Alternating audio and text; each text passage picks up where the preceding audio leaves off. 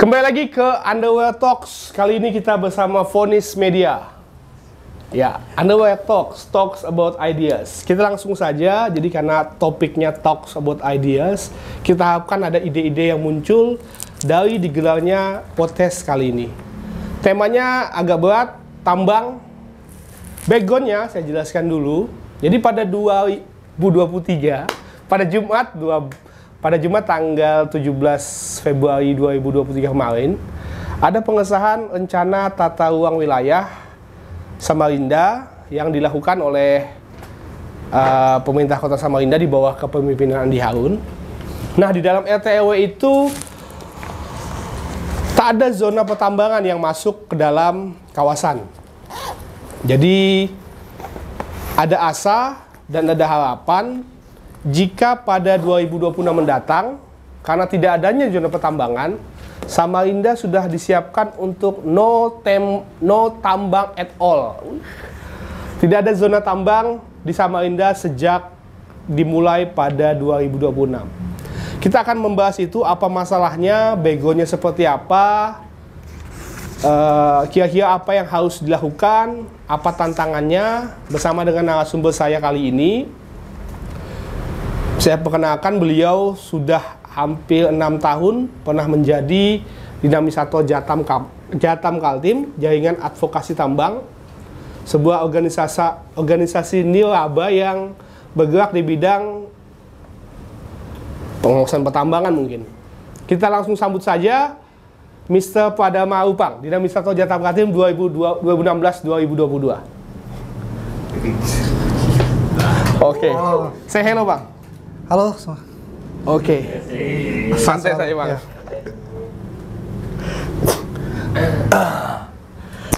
Sibuk apa Bang Upang sekarang? Iya, sekarang lebih nyantai saja ya. Kalau dulu kan lebih banyak berinteraksi dengan teman-teman media, advokasi di komunitas, terus warawiri ke pengaduan, baik itu ke aparatur hukum sampai ke dinas-dinas terkait lah ya. Tapi ya sekarang mungkin hobi baru. Apa itu? Ngurus perkopian. Oh, perkopian. Mungkin ada kedai kopi yang dibangun atau gimana? Enggak, lebih ke hobinya sih roasting ya. Oh, roasting. Roasting aja. Oh, dari tambang ke kopi. Ekonomi tanding. Ekonomi tanding. Oke, tapi masih aktif ngurusin, maksudnya isu-isu tambang tetap masuk pantauan atau ada beberapa untuk kontribusi pengetahuan, pemikiran. Ya masih berjejaring. Tentu saja itu nggak langsung lepas begitu saja. Kita langsung ke poin atau gimana ini? Ya, saya sebenarnya di ngomongin poin, ayo aja. Oke. Bedanya gimana sekarang antara dulu sempat aktif, sekarang kopi, lebih nyaman di mana? Ya ada kenyamanan yang terpisah ya, berbeda-beda ya. Kalau dulu lebih banyak aktivitas keseharian tuh ya, bahkan 24 jam di komunitas, di lapangan. Nah, kalau sekarang kan waktunya lebih banyak kumpul sama keluarga, teman-teman kopi, sama teman kopi, aktivitas usaha sendiri. Gitu. Apa biji kopinya Bang? Ya tempatnya biasanya dari tempat yang saat ini saya ambil tuh dari wilayah Sulawesi Selatan. Kopi dari Sulsel. Iya, dari Sulsel. Di roasting di sini. Di roasting di sini. Jadi berinteraksi dengan petani-petani sana. Oke. Itu. Ngambilnya langsung banyak? Ya, biasanya ngambil banyak. Ya, setidaknya mengurangi ini ya, ongkos transportasi terutama, dan juga waktu pengerjaan jadi lebih banyak di sini. Di sana itu tinggal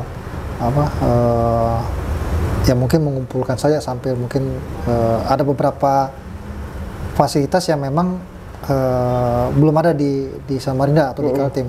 Sebagian masih di wilayah petani kopi sana, kayak macam. Nama kopinya apa dong? Nama kopinya kopi Toraja. Oke. Ada ya ada beberapa desa yang saya kunjungi untuk diambil. Di Sulsel. Iya, di Sulsel. Berarti kopi Sulsel atau aja. Iya. Ya, mungkin masuk sudah pernah dapat info Bang soal yang tadi saya sampaikan, apa Samarinda bebas tambang 2026 dengan adanya Perda LTO ini sudah ada masuk atau gimana? Ya, itu harapan saya juga di waktu saya masih aktif sebagai pengurus di Jatam Kaltim. Ya, saya bahkan pernah menulis artikel bagaimana memberikan apresiasi terhadap wali kota Balikpapan, di mana di tahun 2019 saat itu terjadi banjir besar hampir di seluruh 7 kota kabupaten di Kaltim. Nah, saya berbekal dari itu situasi yang saat itu terjadi bencana Alam. Ya, bencana industri sebenarnya banjir itu.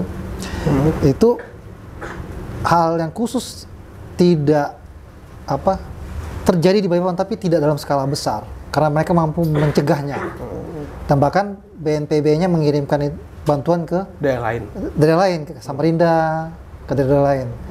Jadi artinya mereka menikmati buah dari bagaimana merencanakan pembangunan sebelum menjadi masa lalu. Dan pilihannya tepat, yaitu membuat Perda RT/RW di mana dominan wilayah itu adalah kawasan lindung. 52% kawasan lindung dan 40% adalah kawasan budidaya. Atau dituangkan dalam perwali kawasan bebas tambang. Dan itulah buah dari bagaimana Balikpapan. Nah, itu juga yang saya tuliskan dalam tulisan saya di sosial media, dan memang direspon oleh beragam ini ya pembaca, bahwa optimisme itu harusnya menular atau bahkan dilampaui oleh wali kota Samarinda dan pemerintah di level pembuat kebijakan lah ya. Apakah berhenti? Tidak. Itu sempat saya tanyakan pada saat saya selaku perwakilan dari Jatam Kaltim diundang oleh kawan-kawan PWI di tahun 2016 awal. Sebelum pemilihan wali kota. Ya. Jadi ada proses debat publik lah ya. Debat publik, dan saya apresiasi itu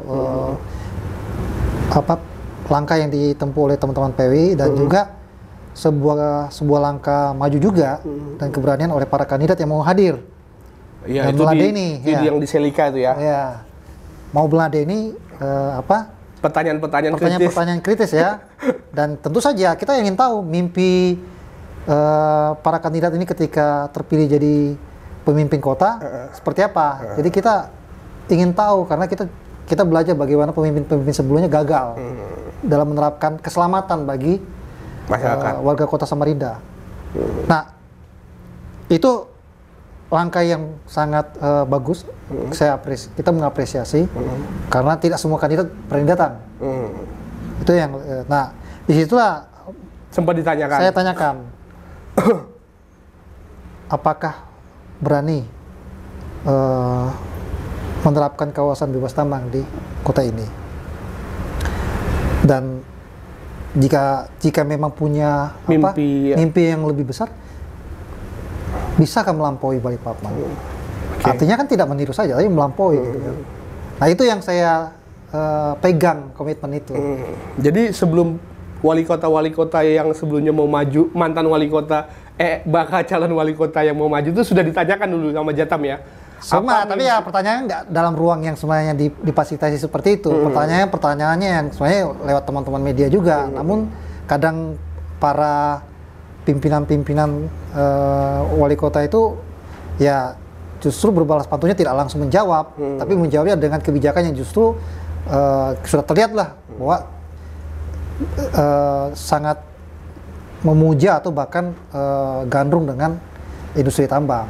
Dan kita berharap bahwa ada pemikiran yang justru berbeda ini, bukan melihat bahwa ekonomi mulu-mulu adalah tambang. Ada ekonomi lain yang sebenarnya justru jauh lebih berkelanjutan, jauh lebih aman dan bersih, dan justru tidak menggerogoti keuangan daerah. Kalau kita bicara soal tambang sendiri, saya pernah hadir diskusi atau seperti apa, saya lupa. Intinya menjabarkan kalau tambang itu sebenarnya bukan salah satu ekonomi yang banyak manfaatnya kepada masyarakat sekitar. Mungkin bisa dijelaskan Bang, maksudnya lebih banyak dinikmati oleh segelintir kalangan, tetapi justru efek dari bencananya atau efek lanjutan dari tambang sendiri itu justru yang mungkin membuat banyak warga menderita. Itu seperti apa tuh? Ya, ya ini bukan asumsi, memang ini fakta memang. Ya. Catatan kami juga melihat itu. Kita juga mencatat sejumlah kampung-kampung yang memang sebenarnya justru tidak meningkat kesejahteraannya ketika kehadiran industri ini masuk di kampungnya. Yang terjadi malah sebaliknya, ekonomi mereka yang sebenarnya sudah tumbuh dan berakar di sana puluhan tahun bisa meningkatkan ekonomi mereka. Dari mereka berangkat dari nol sampai mereka bisa bahkan menyekolahkan anak sampai di tingkat perguruan tinggi, tiba-tiba itu buyar ketika ekonomi ini hadir. Yang terjadi adalah ekonomi mereka malah semacam melayani, menggelar karpet merah.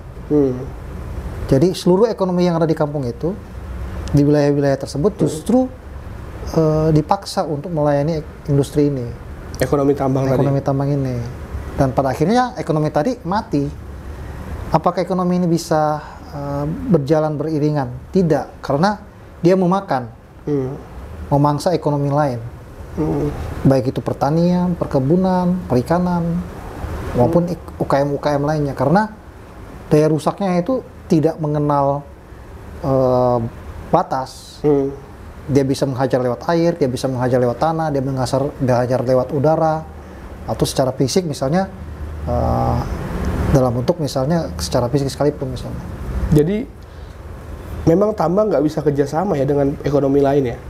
Ya ekonomi lainnya ya ekonomi yang sebenarnya maksudnya ekonomi yang ya safe lah, seperti pertanian tadi, ya, kemudian perikanan. Ekonomi yang sebenarnya berkelanjutan justru akan jadi melayani saja dan memang kan cenderung mati bahkan menghilang. Diganti oleh ekonomi tambang. Ya. Nah itu yang sebenarnya wajah itu terlihat sebenarnya di Samarinda. Oke. Dari dahulu sebenarnya pemerintah kota kita sadar banget nih, harusnya belajar dari bagaimana transisi peralihan. Dulu Samarinda terkenal dengan ekonomi perkayuan kan? Iya. Kita lihat sepanjang Sungai Mahakam itu banyak sekali pergudangan atau workshop kayu lapis. Iya betul. Nah ketika di awal tahun 2000-an kayu lapis HPH pada habis, berganti menjadi tambang. Iya. Transisi itu kan tidak serta-merta membuat perubahan yang besar. Nah, inflasi ya nggak membaik, membuat kita posisi ekonomi UKM kecilnya merangkak naik. Tapi yang menjadi pelajaran adalah harusnya baik dalam pemerintah pusat, pemerintah provinsi maupun juga level perguruan tinggi belajar bagaimana kita punya masa suram. Oke. Masa nunggu bahan bakunya habis baru kita memilih ekonomi lain. Oke. Sama seperti logika batu bara. Tunggu batu baranya habis baru berpikir berpindah ekonomi lain. Bukan begitu cara pikirnya. Harusnya kayak gitu, jangan gitu. Nah, pemimpin harus punya visi yang sangat visioner. Iya. Belajar bagaimana kolapsnya industri perkayuan. Oke. Nah, itu yang jadi apa yang banyak nih kita salah satu kota yang sebenarnya dianugerahi di belah Sungai Mahakam. Kita punya cerita peradaban sungai itu. Kenapa nggak itu dimaksimalkan kembali? Kita harusnya lebih optimis. Nah, itu yang diharapkan hadir oleh pemimpin-pemimpin kita. Berarti langkah untuk Samarinda no tambang, Jatam bagaimana? Jatam bagaimana? Memang sudah tepat, lebih cepat atau lebih dipercepat lagi? Jangan ditunda-tunda lagi atau jangan gimana? ditunda-tunda. Semakin lama dia akan meninggalkan kerusakan yang sangat besar. Memang beda ya dibandingkan misalnya kota yang memilih dari awal tidak mengizinkan tambang masuk. Samarinda adalah kawasan di kota di mana tambang sudah masuk duluan. Dan menghentikan mereka memang membutuhkan effort yang besar juga.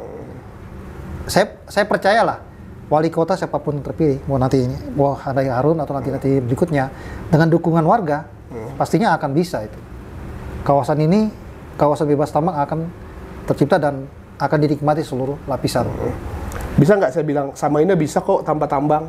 Bisa. Sangat bisa ya? Sangat bisa. Banyak contoh-contoh kota-kota di Republik ini yang justru bisa menyekolahkan sampai ke jenjang perguruan tinggi, bisa mendapatkan layanan kesehatan, pendidikan tanpa ekonomi tambang. Oke. Ya, kita akan masuk ke sesi kedua lebih banyak lagi. Di sesi kedua nanti kita akan coba, kami sudah dapatkan data dari Kementerian ISDM terkait dengan adanya 19 IUP di Samarinda plus 1 IUP khusus yang masih eksis sampai dengan 2030. Beberapa diantaranya sampai 2030. Ini menjadi pekerjaan rumah karena jika Samarinda no tambang diterapkan di 2026, maka saya kira 20 IUP ini yang akan nanti ngomel-ngomel nih. Kenapa harus dihabisin nih saya? Oke, kembali lagi ke sesi 2. Nanti setelah ini kita masuk iklan. Jangan lupa Underwear Talks about ideas.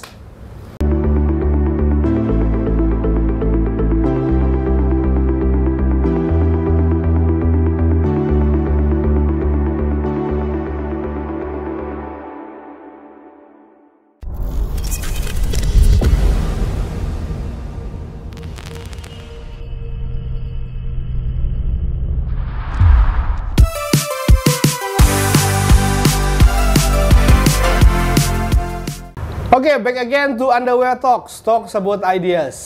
Masih setia bersama saya, Mas Pada Marupang, mantan Dinamisator Jatam Kaltim 2016 sampai dengan 2022. Beliau sudah keluarkan catatan, berarti sudah mulai serius kita ini. Ya, ini isu baru nih, yang baru kami dapat, eksklusif. Jadi, agenda Pemkot untuk Samarinda no tambang sampai dengan 2026, tentunya bersinggungan dengan izin usaha pertambangan. Nah, di Samarinda sendiri, berdasarkan data dari Kementerian ISDM yang kami terima dari Jatam, itu ada sekitar 20 izin usaha pertambangan yang izinnya baru habis bervariasi dari mulai 2024, 2026, 2028, dan yang paling lama itu 2030. Ya. Nah, jika ada niatan Pemkot untuk Samarinda no tambang, bisa dipastikan 20 IUP ini ya menjadi pihak yang terkena langsung dampak dari kebijakan itu. Bagaimana Mas Upang? Ini pandangannya seperti apa? Ya, ya tentu nggak semua pihak akan senang dengan keputusan ini ya. Ya, oke. Pasti banyak yang ngomel nih. Terutama pelaku usaha khususnya yang IUP. Iya, pemegang izin tambang. Tapi kita berpikir realistis saja, karena ekonomi semua ini ekonomi yang sebenarnya tidak memunculkan kembali, dia akan habis sendiri komoditinya seiring dengan waktu, gitu ya. Dan dia tidak bertambah, akan selalu berkurang. Yeah. Nah, ya memang pilihannya adalah pada akhirnya ekonomi ini harus ditinggalkan untuk di Samarinda, ya. Di tempat lain, ya fasenya juga akan sama, cuma waktunya berbeda ya. Nah, itu yang seharusnya warga kota miliki. Siapa? Oleh pemimpin yang punya pikiran visioner. Apakah akan ada gangguan? Tentu akan ada. Gangguan maksudnya seperti apa? Ya gangguan agar diperlama nih, jangan 2026. Ya, permintaan-permintaan ya, permintaan agar bergeser nih waktunya. Ya, tolong dong jangan menghentikan dompet-dompet saya gitu. Ya, tapi bagi saat ini Wali Kota Harun yang mengusungnya, dia sadar bahwa menundanya pun juga akan menjadi mengulur waktu atau tidak hanya mengulur waktu, tapi di sisi lain juga akan banyak pekerjaan-pekerjaan berat yang akan dialami jika ini juga tidak disegerakan. Karena daya rusak dari tambang ini telah mengakibatkan kerugian yang skala kolosal ya. Tidak hanya dalam konteks kerusakan lingkungan yang terjadi di sekitar tambang, tapi itu berdampak sampai wilayah pusat kota sampai ke hilir sekalipun. Pengendalian banjirnya itu setiap tahun sudah menyentuh angka di atas ratusan miliar. Itu menguras habis keuangan daerah. Jadi bagaimana kota bisa berakselerasi baik kalau keuangannya sendiri sudah dipakai untuk itu? Oke, jadi bagaimana kita mau fokus ke ekonomi lain? Ke ekonomi lain. Kalau kita masih uang kita dipakai hanya buat dipakai untuk ngurusin ekonomi mengendalikan tambang. banjir, memulihkan kawasan hulu yang seharusnya itu menjadi wilayah benteng pertahanan kota. Nah itu nggak mudah. Nah pilihannya memang harus dihentikan dulu sumber penyakitnya, hulunya di hulunya. Nah wilayah-wilayah tambang ini berada di hulu kota. Oke. Mungkin kita sebutkan nih, ini saya sebutkan langsung ya. Contohnya seperti Anugrah Bala Insan, CV itu berakhirnya di 27 bulan 7 2030. Ada Atap Tri Utama, CV 27 bulan 5 2028 berakhirnya. Bala Energi Kaltim, CV berakhirnya tahun 2028. Ada Cahaya Energi Mandiri, ini berakhirnya juga 2028. Ini yang sempat ada korban ya. Ada korban meninggal. 3 orang di sana. Kemudian ada Energi Cahaya Industri Tama, PT, ini juga berakhirnya di 2028. Ini juga yang sempat ada korban, Bang ya. Iya. Kalau kita lihat di sini ada 4 perusahaan yang masih beroperasi, masih izin operasionalnya masih bertahan dan sempat ada korban di lahan konsesinya ya. Jadi saat itu jatuh korban ya, korban jiwa di wilayah konsesi mereka, tepatnya di lubang tambang yang mereka tinggalkan. Nah ini sebenarnya juga ya artinya ada ketegasan, ada keberanian pemerintah kota yang saat ini dilakukan oleh Andi Harun itu untuk melihat visi terkait bagaimana menyelamatkan anggaran daerah. Di sisi lain juga kita melihat bahwa perspektif keselamatan rakyat, warga dari ancaman lubang tambang itu harusnya juga jangan dilepaskan. Makanya saya bilang modalitas wali kota sekarang maupun nanti ke depan sebenarnya nggak sulit sekali ya. Yang berakhir berapa? Ada 43. Oke, 43 IUP. IUP Yang sudah berakhir. Yang berakhir. Sisa 20 ini. 20 IUP. Nah, yang 43 ini totalnya itu sekitar 11.500 hektar. Tersebar di seluruh kota Samarinda. Jika wali kota nanti sekarang ini tinggal berkomunikasi dengan pemerintah pusat, provinsi, agar wilayah-wilayah yang tadinya telah dibebaskan oleh perusahaan itu dikembalikan kepada pemerintah untuk dikelola. Statusnya sebagai kawasan apa? Baik kawasan lindung kah, atau kawasan budidaya. Itu akan menambah porsi ruang. Misalnya kalau saat ini misalnya pemerintah kota mengalokasikan 12% nih untuk hutan lindung. Iya, untuk kawasan lindung. Dengan jumlah ini ya harapannya juga bisa menambah. Oke. Jadi ada kemungkinan lebih 12% kawasan lindung di Samarinda. Iya. Belum lagi ditambah kalau 20 IUP ini juga. Iya, totalnya semuanya sekitar 27.000. 27.000 hektar. Nah, 27.000 hektar itu sudah di atas 30% ruang terbuka hijau. Itu ya kita optimis 40-an% lah. Itu sudah standar nasional lebih itu ya 30%. Iya. Sebenarnya tidak ada acuan baku. Cuma kan mau ada batu bara nggak ada batu bara, ruang terbuka hijau untuk Suatu kota itu dibutuhkan. Iya. Dan nah, itu yang dibutuhkan di atas 30%. Apalagi sekarang posisinya seperti itu. Karena melihat kondisi Samarinda sendiri pun juga harusnya sudah mengakhiri nih situasi-situasi banjir tahunan yang sangat merepotkan ya. Nah, itu yang sekarang harus diseriusin. Bagaimana langkah-langkahnya? Langkah pertama sudah benar, dinolkan dulu kawasan ini Di RTW. di RTW dari wilayah pertambangan. Oke, itu langkah awal yang Itu sudah langkah benar. awal tepat. Perlukah Pak Wali seperti Balikpapan misalnya Tentu itu sebagai untuk mempertegas. Oke, Itu jadi ada produk hukum si wali kota tersebut. diturunkan ya? Iya. Jadi itu mempertegas bahwasanya wali kota menghendaki jajaran di bawahnya itu agar mengawal kebijakan tersebut. Ya. Nah,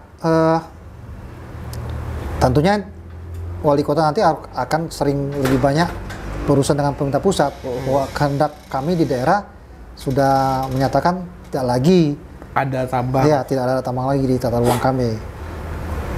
Apakah bisa berlangsung saat itu juga? Belum tentu, karena ada proses ya, ada dinamika. Dan apakah bisa dilakukan? Kalau kita belajar dari beberapa contoh kebijakan politik, sebenarnya bisa. Sama lah seperti contoh pemerintah menolkan kawasan wilayah IKN misalnya untuk bebas tambang. Itu sudah bisa dilakukan. Atau misalnya mereka diberikan tenggat waktu sampai beberapa tahun tertentu, setelah itu mereka nggak bisa lagi beraktivitas.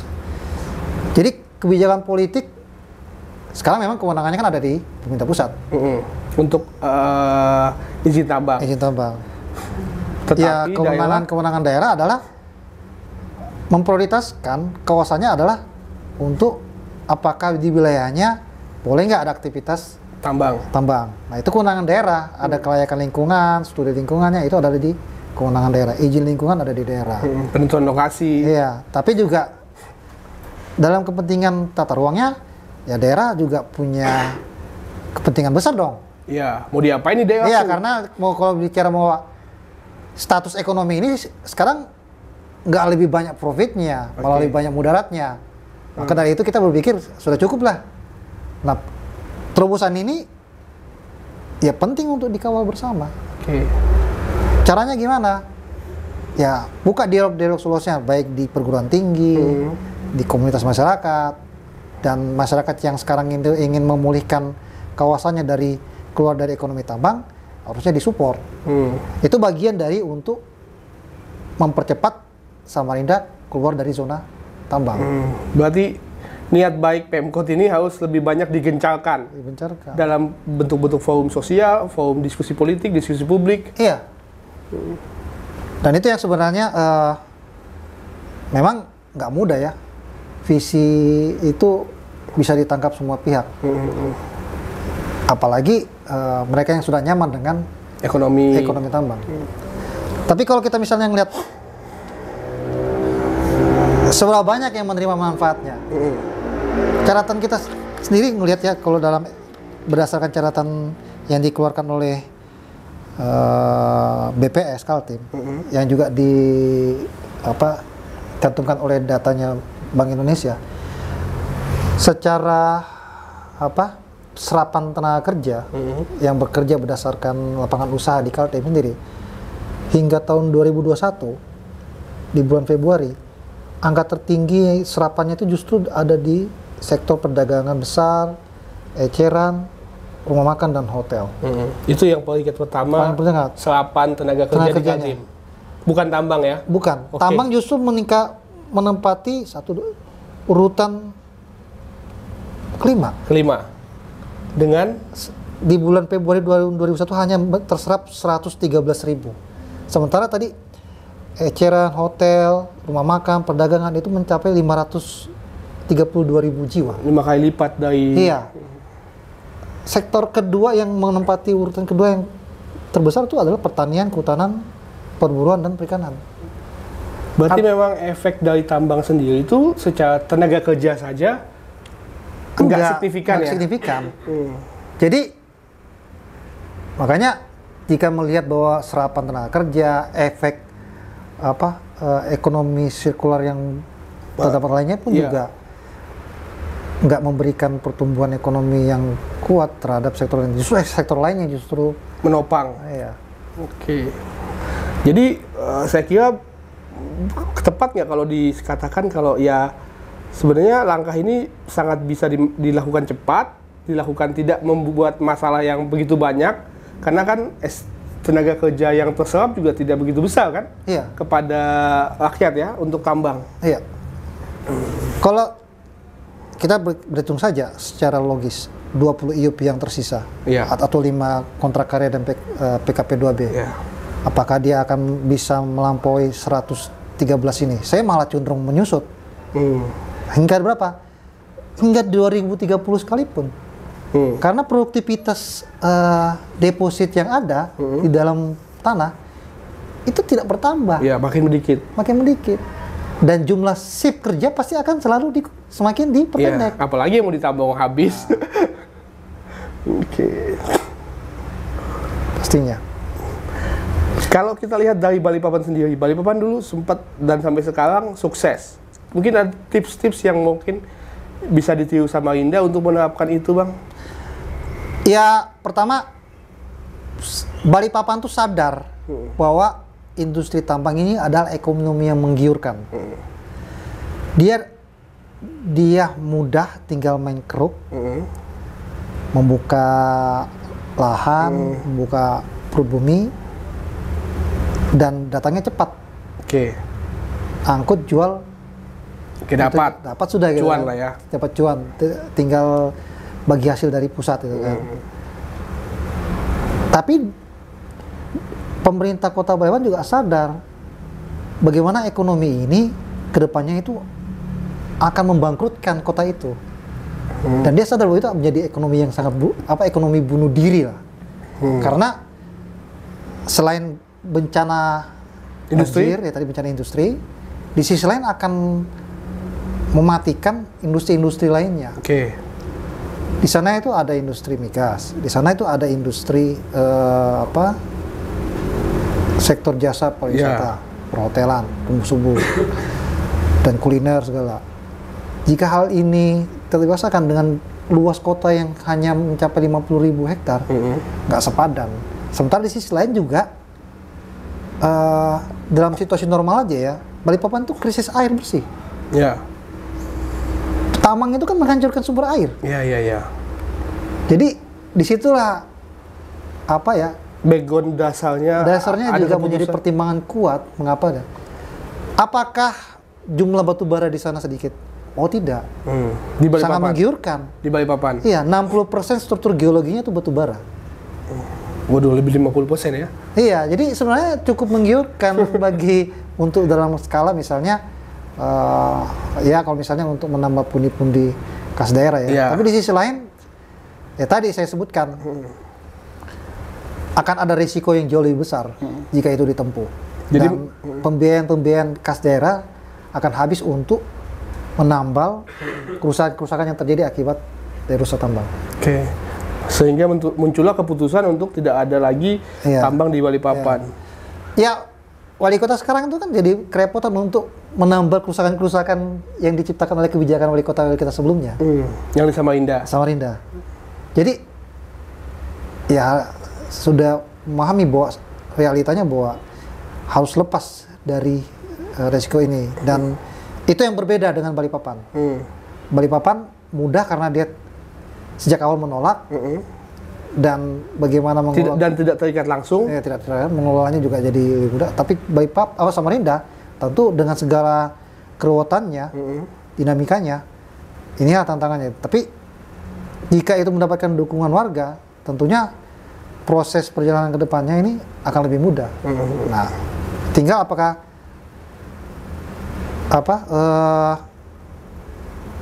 kampus juga bisa mendukung itu. Harapannya seperti itu juga. Tinggal ya seluruh pengetahuan yang kita miliki di kota ini diarahkan itu untuk mengusung bagaimana ekonomi yang sebenarnya sadar ini ekonomi yang Ekstraktif dan merugikan. Ya tidak bisa lagi kita andalkan untuk dipertahankan. Dia harus sudah segera diakhiri dan ditinggalkan. Oke. Tadi Bang Gupang bilang harus disadari. Tentu saja Dewan juga termasuk ya. Karena kan Iya. eksekutif legislatif juga bekerja sama, nggak bisa cuma eksekutif aja, legislatif juga harus ambil bagian dari proses Ya kebijakan. tentu. Nah itu yang legislatif sadar kok setiap tahunnya dia harus menganggarkan berapa miliar itu untuk pengendalian banjir. Belum di sisi lain misalnya berapa miliar yang dialokasikan untuk masuk di dinas teknis lainnya, dinas lingkungan hidup untuk melakukan pemulihan.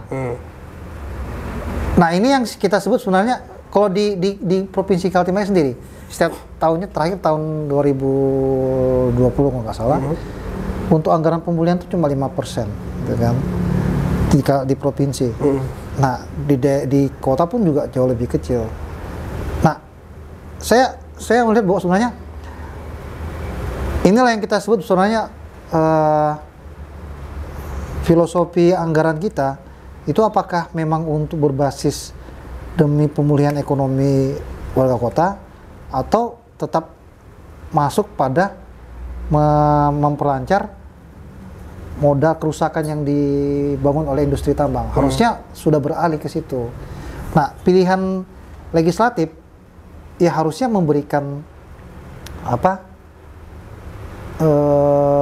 sinyal dukungan satu, dan harus punya komitmen kuat kapan mengakhiri industri ini. Nah dukungannya itu dalam kebijakan. Dia kan punya kewenangan 3 hal. Pengawasan, legislasi, dan penganggaran. Nah kadang-kadang ini kontradiktif di antara 3 hal ini.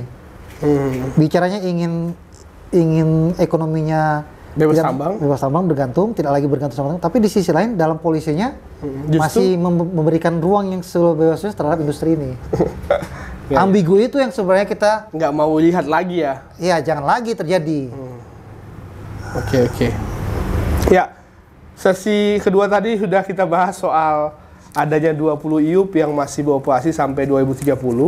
Sesi terakhir nanti kita akan coba bahas ini Bang, kemungkinan gangguan akan niat Pemkot untuk membuat Samarinda bebas tambang di 2026. Kan hukum sebab akibat selalu ada. Ketika kita niat ini, maka pasti akan ada hal lain yang terjadi. Mungkin itu yang kita coba bahas. Jangan kemana-mana, Underwear Talks about ideas.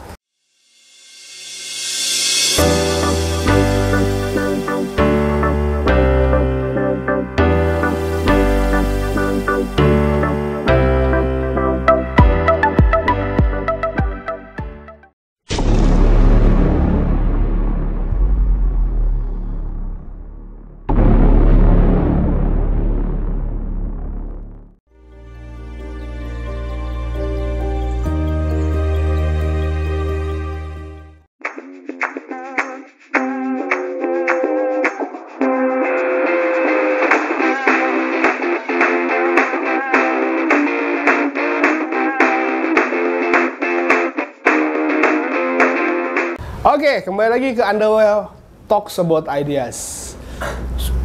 Sudah kita bahas tadi di sesi kedua soal adanya masih 20-an izin usaha pertambangan yang izinnya masih sampai di 2030. Poin ketiga ini kita akan coba, saya ngebayangkan kalau misalnya ada niatan Pemkot untuk bersih-bersih dan tidak mau adanya tambang, tentu saja ada pihak satunya ya, yang berafiliasi dengan tambang yang mungkin ya bisa dibilang kecewa atau tidak mau hal itu terjadi. Kalau kita bayangkan ini kayak perkelahian Justice League sama Avenger.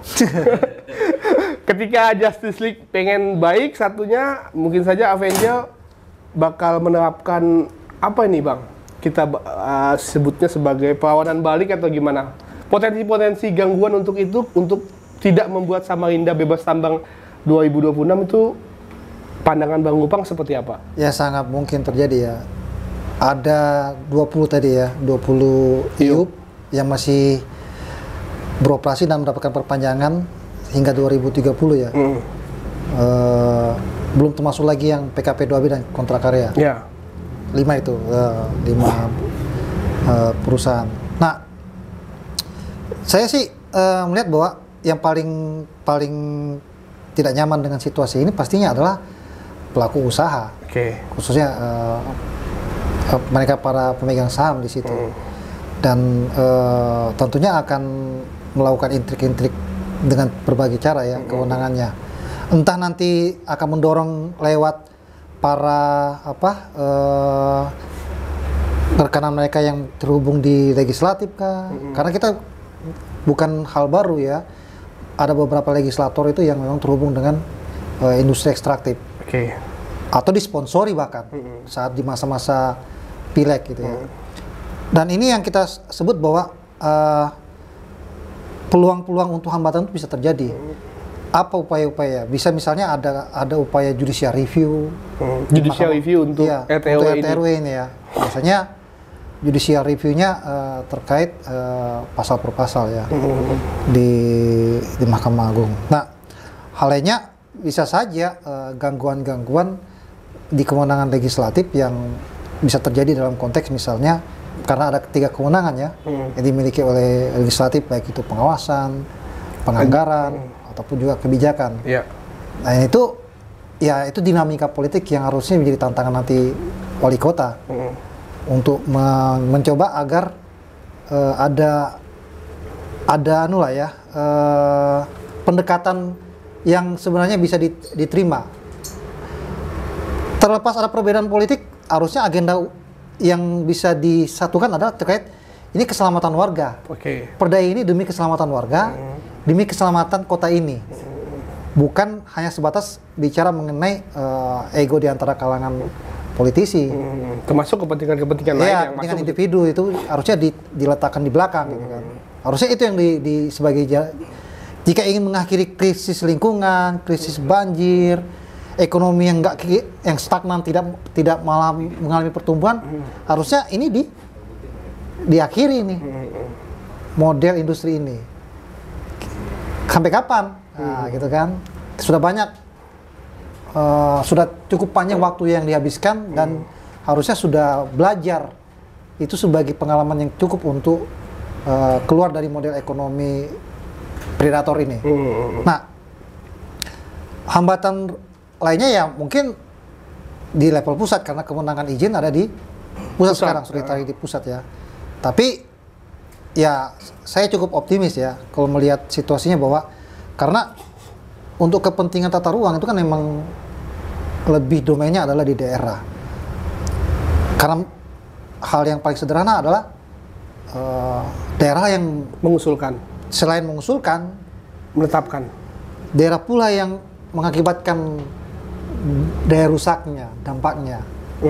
Nah, mungkin pertimbangan pusat adalah demi pertumbuhan investasi, kemudahan keramahan investasi. Tapi ketika investasi ternyata mengakibatkan rusaknya daerah, iya, dan cenderung malah keuangan daerah tergerus habis untuk menambal kerusakan-kerusakan tersebut.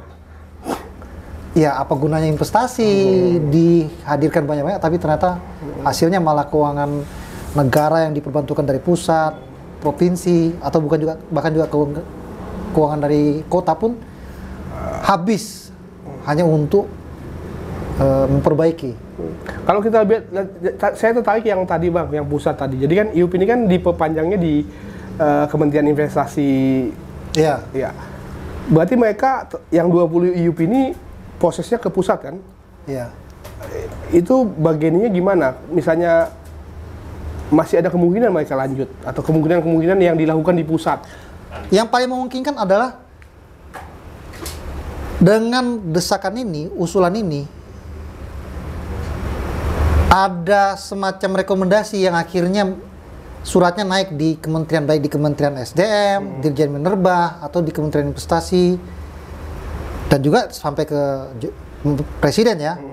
Ya Presiden sekarang mungkin nantinya masih ada Jokowi, menyatakan bahwa jangan ada lagi perpanjangan izin. Oke, karena sudah adanya. Ya, jangan lagi diberikan perpanjangan izin. Kesempatan mereka menambang sampai tahun 2026. Begitupun juga sampai 2030. Jangan ada lagi. Nah, zero di sini itu paling komprominya. Paling komprominya. Jika memang bisa dipercepat, karena memang pemerintah punya kewenangan untuk melakukan audit dan evaluasi. Apakah keberadaan izin tersebut betul-betul dimaksimalkan dan dipergunakan dengan bijak atau tidak? Ternyata ketika diberikan izin malah merusak, mengakibatkan kematian warga kota. Ya artinya ada satu pertimbangan untuk bukan hanya tidak diperpanjang, dicabut saat itu juga. Jadi itu banyak peluang sebenarnya. Saya ingin mengatakan bahwa jangan pesimis dengan pilihan kebijakan ini. Justru cenderung harusnya optimis. Berarti dengan adanya RTW ini, pusat bisa menjadikan dasar untuk mencabut izin atau tidak diperpanjang. Atau sama sekali tak diperpanjang. Iya. Jadi yang 2030 nggak ada lagi 2031 ya? Iya. Iya, harusnya seperti itu. Ya kan, karena sudah ada RTW tadi. Dan itulah menjadi teguran. Ke Apalagi, depan bahkan pemerintah kota bisa melakukan gugatan terhadap pusat karena kami sudah melakukan permohonan jauh hari. Dan kalau misalnya disahkan oleh Kementerian ATL sudah menjadi produk hukum kan? Iya, jadi di sini ada pertimbangan-pertimbangan yang sangat logis untuk mempengaruhi bahwa dia sudah menjadi lembaran negara karena sudah disahkan jadi lembaran negara dan kemarin sudah dianu, tapi ternyata karena pertimbangan lain pemerintah pusat tidak menerima, akhirnya berdampak terhadap kerusakan yang lebih luas, lebih besar. Padahal sudah pernah diajukan. Nah ini kan pertimbangan yuridis yang sudah dengan segala pertimbangan, baik sainsnya sudah dihadirkan, pertimbangan sosialnya dihadirkan. Semua bukti sudah oke gitu ya? Sudah ada gitu ya. Ngapain lagi gitu ya? Tapi kok dengan alasan bahwa permintaan kalian permintaan kota ini belum bisa disetujui misalnya kan. Padahal ada pertimbangan bahwa akan ada selain ancaman yang lebih besar, krisis yang akan berkepanjangan terkait banjir atau keuangan daerah akan habis hanya untuk menambal itu. Namun sudah diprediksi akan semakin nemu dan pusat tidak mendengarkan, artinya kekeliruan bukan ada di daerah lagi. Sudah ada di pemerintah pusat. Yang pasti daerah sudah melakukan tugasnya ya? Iya, ada upaya itu. Lain hal daerah tidak melakukan. Oke. Saya menarik tadi yang poin pertama yang GR tadi. Itu masih bisa dilakukan. Misalnya anggapan buruk saya, ada masih satu pihak Justice League ini nggak suka mengajukan GR. Pemkot gimana ini untuk ketika diganggu nih bahasanya dengan GR ya, mempertahankan posisi produk mereka untuk tetap bisa lolos.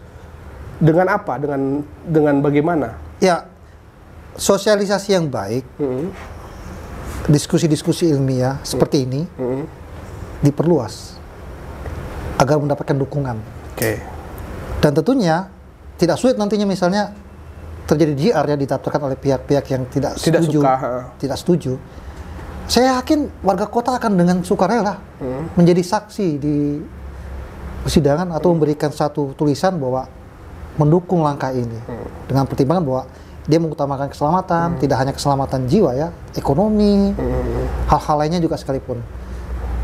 Apakah dari hanya unsur warga, tidak hanya warga kota, akademisi bahkan, mungkin teman-teman NGO sekalipun, dan juga ya para budayawan, seniman, dengan pertimbangan-pertimbangan karena sudah cukup kesempatan industri ini sudah lama ini, puluhan tahun, dan ternyata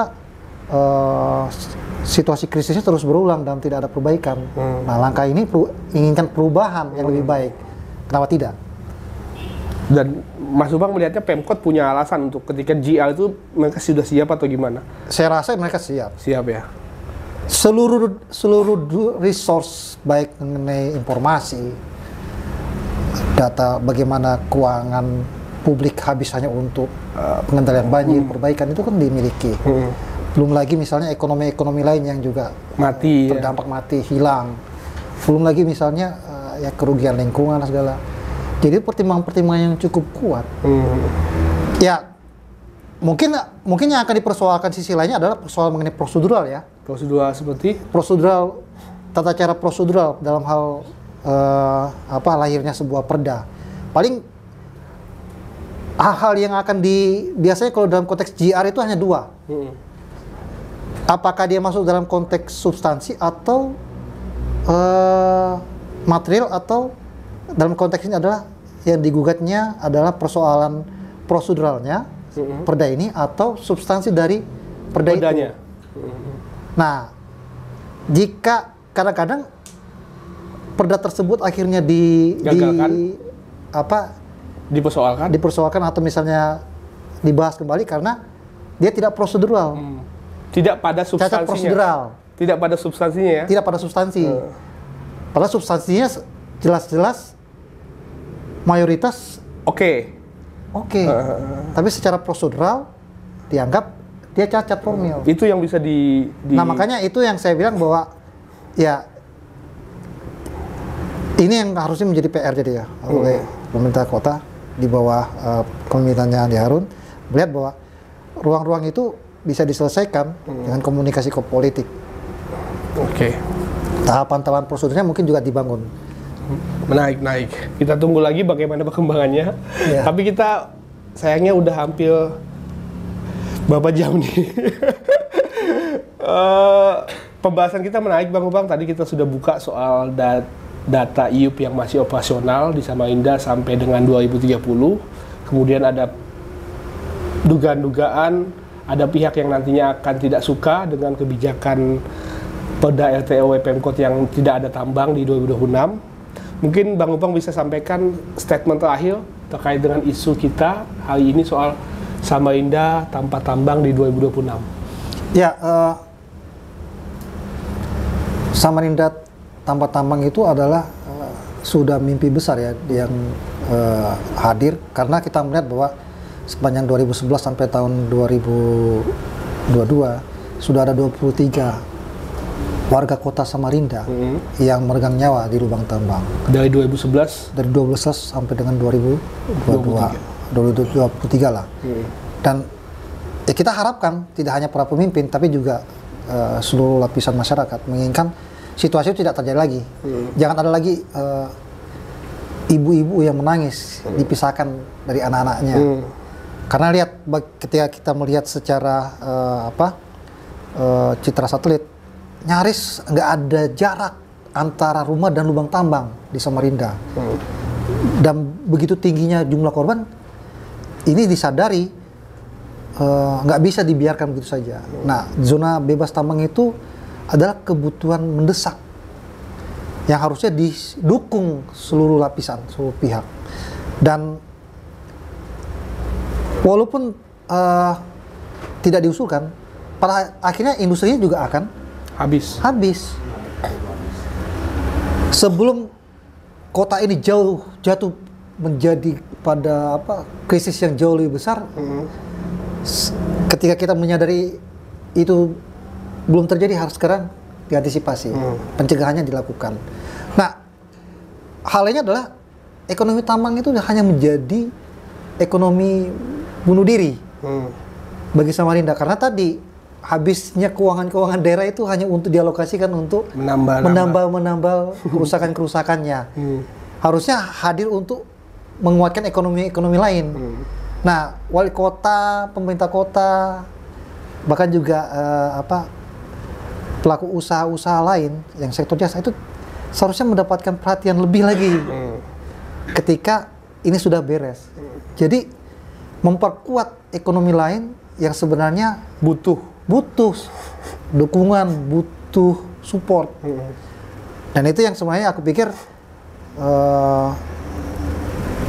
harusnya juga diperhatikan oleh para anggota-anggota legislatif. Ya, terakhir adalah kita tidak bisa selamanya menghamba pada ekonomi tambang.